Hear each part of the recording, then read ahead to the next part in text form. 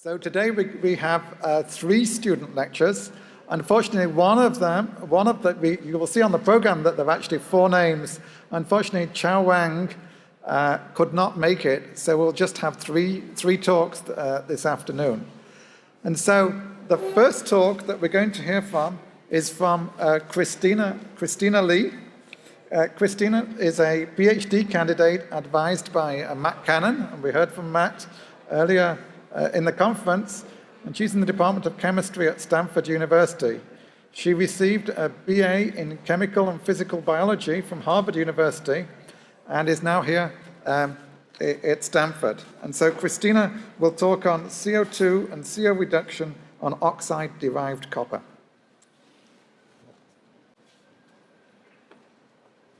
Thanks, Rich, for the introduction. It's a tough act to follow, Tom Friedman. So unfortunately, I don't have anything profound to say about the world, but I hope to share with you some of our work on electrocatalysis to generate liquid fuels from CO2 and CO. So the main goal of our lab has been to implement a CO2 recycling scheme. So we heard a lot about CO2 emissions and the possibility of doing CO2 capture and sequestration. What we'd like to do is, rather than pump the CO2 into the ground, is actually just convert it back to a fuel and create a closed cycle for CO2 such that we can constantly reuse it and not emit it into the atmosphere. And so the scheme that we imagine is shown here on this slide. We can input renewable energy to convert the CO2 to some form of liquid fuel. And at the same time, we'll be converting water to oxygen. And then that liquid fuel can just be fed directly into a car, it can be fed into a fuel cell, and then we can get renewable energy back out again. Specifically, we're looking at an electrochemical process, and so I've showed a range of products here that we can generate from CO2, and those include molecules like CO and formate, but also molecules like ethanol, which are already known fueled products. And so the reactions at the cathode and the anode, which are the reactions that we're interested in, are shown down here. And for example, at the cathode, we can do 2 electron and 2 proton reduction of CO2 to generate CO and water. And at the anode, we'll be doing water oxidation. So there are some key challenges in CO2 reduction and some key metrics that I'll be referring to throughout my talk, so I just want to introduce those metrics to you now. The first is, again, these 2 reactions at the cathode and at the anode that I mentioned. And this determines the amount of energy that we can store in the form of fuel. Unfortunately, we can only store that much energy if we have perfect catalysts that can operate at the thermodynamic minimum. Generally speaking, we need to apply a certain amount of overpotential. And so overpotential is a really crucial metric, and we want to keep that overpotential as low as possible so that we have the highest energetic efficiency. The other main issue is a selectivity issue. So we're doing all of these electrolyses in water, and water reduction, it turns out, is right around the same energy as CO2 reduction, and it's also a kinetically quite facile reaction. And so whenever we do CO2 reduction, we almost certainly also see hydrogen, and so that's a reaction that we're trying to minimize when we design our catalysts. So to summarize, we're trying to get the best activity out of our catalysts, and that includes overpotential as well as current density. We're trying to get good selectivity of our CO2 reduction products over hydrogen, and we're also aiming for good stability so that we can run these electrolyzers for a long time. Some of the work that's been done on CO2 was done in the mid-'80s to early '90s by a Japanese chemist, and a lot of that focus was on polycrystalline copper. So copper is kind of a special material. It's capable of making a lot of different products. All of them are shown here, and those products include hydrocarbons like methane and ethylene. However, copper also has quite a lot of issues in terms of its stability and its activity, and I just want to highlight here some of the reasons that we're working on copper is to try to improve these deficiencies. So the first is, on this plot, we have the potential versus a scale that we call RHE. 0 is where the thermodynamic minimum is at, and then we have efficiency for a variety of different products. So at low potential, you can see that all we're making is hydrogen. That's the product we don't want.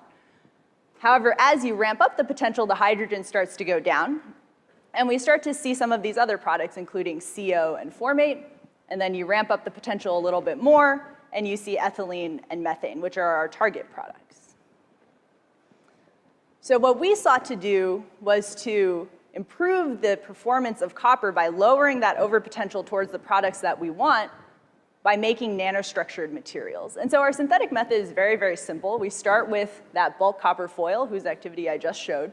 We oxidize it up in air, and it forms this copper oxide material. So you can see these rods, and then by XRD, we see that it is, in fact, copper oxide. And then we do an electroreduction, and we reform copper zero, but our copper zero is now very different from the copper zero we started with. You can see in this SEM image that it's composed of very small particles that are aggregated together into these sort of larger structures. And we can, in fact, confirm that the copper oxide has been completely removed and copper zero remains. So I'm going to show you here sort of our typical data that we get out of CO2 reduction electrolyses. So plotted here is a bulk electrolysis that was run at minus 0.5 volts versus RHE, so we're talking about 500 millivolts of overpotential in a saturated bicarbonate electrolyte, so water with bicarbonate. And we're running this over about a 6-hour period to test for sort of nominal stability. And we have current density on this left-hand axis and the efficiency for CO, so CO2 to CO on the right-hand axis. So polycrystalline copper, that foil that I showed you, is our sort of comparison sample. And you can see that the current density overall is very, very low at this potential. So we're at low overpotential. Polycrystalline copper just can't do a whole lot. The efficiency for CO2 reduction is also very poor. We get about 10% CO that drops down quite quickly. We get 3% formate, and we get nothing else. Now if we put oxide-derived copper into that mix, we see that immediately the current density jumps up by a lot. So initially we see a very high current density. That's due to the copper oxide reduction to copper zero. And then once that stabilizes, we get CO2 reduction at 30 to 40% CO production and 33% formate production. So we've improved the activity of copper from about 10 total percent CO2 reduction to 70% total CO2 reduction. We can then compare over the whole range of overpotential, so similar to the plot I showed earlier, and I've just replotted the data for the polycrystalline copper that I showed. And if we put the oxide-derived copper onto the same plot, you can see that the overpotential for peak formation of CO and formate has shifted to the left by 400 to 500 millivolts. So we're now able to do the same reactions with higher efficiency at significantly lower applied energies. We're obviously interested in these more reduced products as well, so the hydrocarbons. And on oxide-derived copper, we don't see any methane, which was the dominant product on polycrystalline copper. We see ethylene and ethane. So we see only these C2 products. So in our case, the CC coupling is happening very quickly. We wanted to understand a little bit more from a kinetic perspective about what was going on in our system. And so we made what we call a TOEFL plot. And this is simply the data that I showed earlier, but now I've put the partial current density for CO2 reduction on the left-hand axis, and potential is on the bottom axis. And so I plotted oxide-derived copper in red and polycrystalline copper in black. And as we expected, oxide-derived copper has significantly higher current density for CO2 reduction. So that was pretty obvious from the previous plot. But what we did next is we did a surface area correction, because we know also oxide-derived copper is nanostructured, it has high surface area. And it turns out that when you do the surface area correction, these two plots now fall on the same line. So it turns out that oxide-derived copper's absolute ability to reduce CO2 is quite similar to that of polycrystalline copper. So that raised the question, what is the origin of this enhanced selectivity? How are we getting good Faradaic efficiency? And it turns out that the reason we have good Faradaic efficiency is because oxide-derived copper just doesn't do hydrogen evolution very well. So again, I've made the same plot, but now this is partial current for hydrogen evolution. We do the surface area correction, and you can see that I have a 35 times suppression of hydrogen evolution at low overpotential on oxide-derived copper. So really, the origin of this high Faradaic efficiency that we observed is due to hydrogen suppression rather than enhancement of CO2 reduction. So the obvious question here was, are the nanoparticles important? Are we simply just making nanoparticles, and nanoparticles can do things very differently than sort of a bulk copper foil? So we did a comparison to commercial nanoparticles that are more or less the same crystallite size as oxide-derived copper. And the answer is no, nanoparticles are not the same as oxide-derived copper. when we run these commercial nanoparticles, they do basically nothing. They make less than 5% CO2 reduction products, and they have high current density. So really, it's just pumping out a ton of hydrogen. So copper nanoparticles are not sufficient to reduce CO2. So far, I've told you about CO2 reduction to CO and formate, which were the two most accessible products. They're 2 electron, 2 proton reduction products. And what I'd like to tell you about now is the formation of some of these more reduced products, products that we can actually consider as liquid fuel type molecules. And so when we looked at oxide-derived copper at these somewhat higher overpotentials, we noticed that there was, in fact, formation of some of these products, ethanol, acetate, and propanol. And in fact, there is a shift in the overpotential to lower overpotential relative to polycrystalline copper. So that gave us some hope that we would be able to access these liquid fuel type molecules. We also knew, based on previous work, that CO is the key intermediate towards the formation of these more reduced products. And so we wanted to ask the question, what would happen if we fed CO directly to our electrolysis? And if we had a greater CO concentration, would we be able to access these more reduced products in higher yield? And so we proposed this sort of 2-step process to the formation of ethanol and acetate, where CO2 is first reduced to CO. It could be by a different catalyst, and then we feed CO to our catalyst to engage this more challenging transformation of 8 electrons and 8 protons to make ethanol. So that's in fact what we did. We did electrolyses now in 0.1 molar KOH, and we just saturate it with CO gas. And I'm using these same copper nanoparticles as our comparison sample because it's a high surface area, sort of bulk copper type material. And you can see on copper nanoparticles that really it doesn't touch CO at all. So here again, I've shown the potential on the bottom axis and Faradaic efficiency up here. And overall, there's less than 10% total efficiency for CO reduction. Everything else is hydrogen. It does make a range of products. So we see in gray, we see some acetate at the lower overpotentials. We get ethanol formation as we ramp up, and then we get a little bit of ethylene and ethane. We put oxide-derived copper under the same conditions, and there's a dramatic increase in the CO reduction efficiency. So you can see at these lower overpotentials, we can get 50 to 60% production of CO reduction products. The primary products in all cases is ethanol and acetate. And for our best conditions, we can get about 40% Faradaic efficiency for ethanol at minus 0.3 volts. And so that's quite a low overpotential for the production of a liquid fuel from CO. We did the same analysis where we wanted to understand, is it hydrogen suppression, is it CO activation? And so here I've plotted the surface area normalized data for the CO reduction partial current density. And in this case, we actually see an absolute activation of CO. So there's a 22 times enhancement of CO reduction efficiency, or CO reduction total current density relative to these nanoparticles. If we do, so there was supposed to be a plot here that shows that there's a little bit of hydrogen suppression, but not a lot. I'm not sure where it went. Okay, so then we wanted to interrogate the mechanism a little bit further by looking at the slope of the Toffel plot. So in electrochemistry, the slope can tell us something about the rate determining step. And this 113 millivolt per decade Toffel slope indicates that we have a rate determining 1 electron reduction.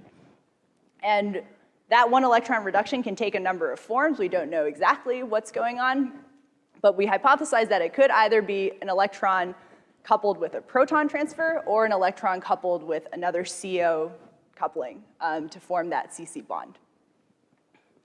We then believe that ethanol and acetate come from a common intermediate, which could be this allene type surface bound intermediate. And then the bifurcation of this intermediate is hydroxide dependent. So what we showed then was if we increase the concentration of hydroxide in the system, we can actually totally favor the formation of acetate along this bottom pathway. And you can see here at minus 0.2 volts that we have all acetate formation in the higher hydroxide content electrolyte. So lastly, I just want to talk a little bit about structural characterization. So we wanted to know, it's not nanoparticles, what is the structure that's giving us high efficiency for CO2 and CO reduction? And so we turned to TEM imaging as a way to look in more detail at the structure. And the first thing we noticed was that oxide-derived coppers consisted of these sort of highly interconnected nanocrystallites, whereas these nanoparticles are simply particles that are sitting on top of each other and are relatively mobile relative to each other. And so when you look at the grain boundaries here in oxide-derived copper, you see a very structured grain boundary, and you see sort of two grains that are misoriented relative to each other and also unable to rotate relative to each other. And so we feel that grain boundaries are a type of high-energy bulk defect, and it could be a location where the binding of adsorbates and the catalysis of adsorbates is highly activated. So the last thing I'll show is just some preliminary data that we have on analyzing these grain boundaries in a more quantitative way. And so we do orientation mapping using TEM electron diffraction. And here I've just plotted the orientations of a representative sample of oxide-derived copper. We can then generate these grain boundary maps based on the orientation. And then we can get quantitative statistics on the types of orientations that we have, the angles of misorientation.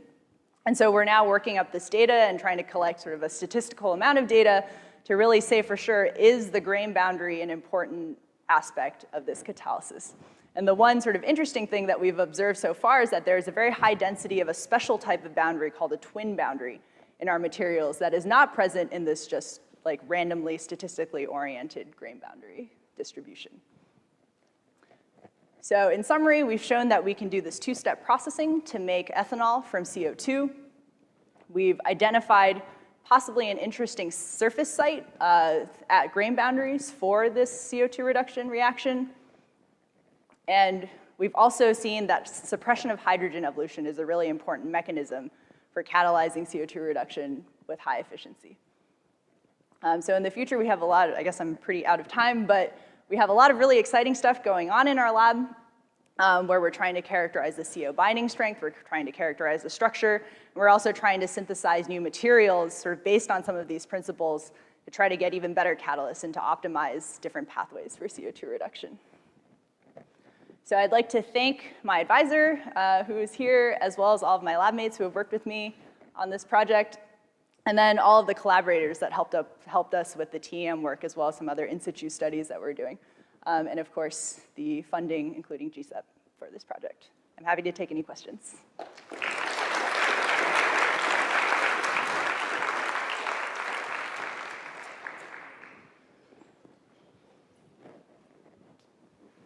So I'm not quite clear on what the pH of your solution is. So what is the form of the CO2 in solution? Is it really bicarbonate or something?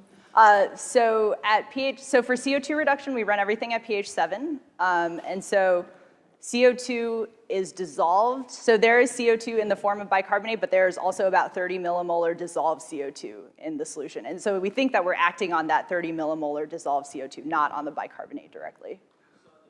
When you added the OH, you could be changing the reactants, the reactive form. Right, so in the hydroxide case, there is no CO2 in the system. That is only feeding CO directly. So we do maintain the pH 13 of 0.1 molar KOH, and we're acting on the dissolved CO in that case.